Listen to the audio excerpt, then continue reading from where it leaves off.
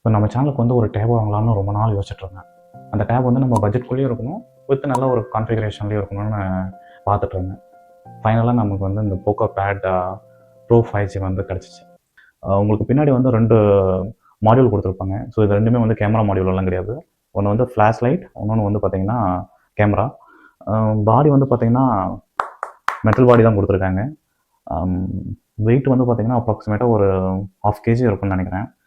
AUX support வந்து கொடுத்துருப்பாங்க, audio jack போட்டு, டைப் சி சார்ஜிங் போட்டு, volume up down button right side கொடுத்துட்றாங்க.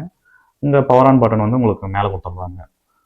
ஸோ டிஸ்பிளே பொறுத்தவரையும் பார்த்தீங்கன்னா நமக்கு 12.1 இன்ச் ஸ்க்ரீன் சைஸ் கொடுத்துருக்காங்க. அப்புறம் 2.5K screen resolution with 120 hertz screen refreshing ரேட்டோட கொடுக்குறாங்க.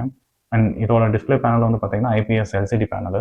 கலர் பொறுத்தவரையும் பார்த்தீங்கன்னா 68.7 பில்லியன் கலர் வரையும் இதை சொல்லுங்கள். பிரைட்னஸ் பார்த்தீங்கன்னா உங்களுக்கு 600 nits வருது.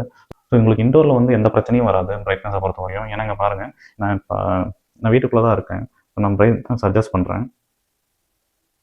உங்களுக்கு நல்ல ஒரு பிரைட்னஸே கிடைக்கும். நமக்கு அவுட்டோர்லேயும் பார்த்தீங்கன்னா அவ்வளோவா பிரச்சனை வராது. ஏன்னா நமக்கு 600 nitsன்றது வந்து பார்த்தீங்கன்னா ரொம்ப ஒரு டீசெண்டான 10% தான் வந்து உங்களுக்கு வந்து பிரைட்னஸ் வந்து கம்மியாக இருக்கிற மாதிரி தெரியும் நீங்கள் அவுட்டோரில் யூஸ் பண்ணிங்கன்னா. இதிலே வந்து உங்களுக்கு IPS பேனல் கொடுக்கறதுனால உங்களுக்கு வந்து அந்த ரிஃப்ளெக்ஷனும் வந்து ரொம்ப கம்மியாக இருக்கும். ஸோ பர்ஃபார்மன்ஸ் பொறுத்தவரையும் பார்த்தீங்கன்னா ஸ்னாப்ட்ராகன் 7S Gen 2 ப்ராசஸர் வந்து இதில் கொடுத்துருக்காங்க. Adreno 7.1 ப்ராசஸர் டைப் இது. மொத்தமாகவே வந்து 2 வேரியன்ட் தான் இருக்குதுல. ஒன்று 8GB RAM 128GB storage, another ஒன்று பார்த்தீங்கன்னா 8GB ரேமு 256GB ஸ்டோரேஜ். இந்த பர்ஃபார்மன்ஸில் வந்து பார்த்தீங்கன்னா நீங்கள் COD BGMI வந்து பார்த்தீங்கன்னா சீம்லெஸ்ஸாக வந்து ப்ளே பண்ணும். ஸோ பேட்டரி கெப்பாசிட்டி வந்து பார்த்தீங்கன்னா 10,000 பேட்டரி. ஸோ உங்களுக்கு சாலிடாக வந்து நீங்கள் கண்டினியூவாக யூஸ் பண்ணுறீங்கன்னா உங்களுக்கு 8 to 9 hours வரும். நீங்கள் ஓகே ஒரு மாடரேட்டாக வந்து யூஸ் பண்ணுறீங்கன்னா உங்களுக்கு வந்து மேக்ஸிமம் 2 to 3 days வந்து வந்துடும். ஸோ ஸ்பீக்கரை பொறுத்தவரையும் பார்த்தீங்கன்னா உங்களுக்கு மொத்தம் 4 ஸ்பீக்கர் கொடுத்துட்றான். 4மே வந்து பார்த்தீங்கன்னா டால்பி அட்மாஸ் சப்போர்ட்டோட கொண்டு கொடுத்துருவாங்க.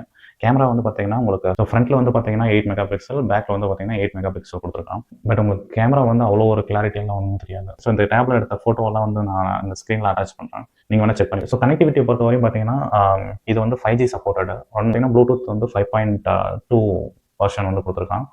வைஃபை வந்து பார்த்தீங்கன்னா வைஃபை 6 லேட்டஸ்ட்லாம் வந்து இதெல்லாம் கொடுத்துருக்கான், விச் இஸ் குட்டுன்னு தான் நான் சொல்லுவேன். ஸோ இதை வந்து நான் ஃப்ளிப்கார்ட்லேருந்து தான் வாங்கினேன். ஸோ ஆஃபர் ப்ரைஸில் வந்து நான் 18K கொடுத்து நான் வாங்கினேன். பட் இப்போ வந்து பார்த்தீங்கன்னா அபோவ் 24K கிட்ட போகுது. ஆனால் 24K வந்து பார்த்தீங்கன்னா ரெட்மி பேட் ப்ரோ 5Gன்னு சொல்லிட்டு இன்னொரு டேப் ஒன்று இருக்குது. அது நீங்கள் 24K இதெல்லாம் இன்வெஸ்ட் பண்ணி இந்த டேப் வாங்குறதுக்கு நீங்கள் அதில் இன்வெஸ்ட் பண்ணிங்கன்னா உங்களுக்கு பெட்டர் பர்ஃபார்மன்ஸ்லேயே வந்து உங்களுக்கு ஒரு நல்ல டேப் கிடைச்சிடும். 19Kக்குள்ளே வந்ததுன்னா நீங்கள் வந்து இதை சூஸ் பண்ணலாம். அதர்வைஸ் நான் வந்து இது 24Kக்கெல்லாம் ஒர்த்துலன்னு தான் நான் சொல்லுவேன்.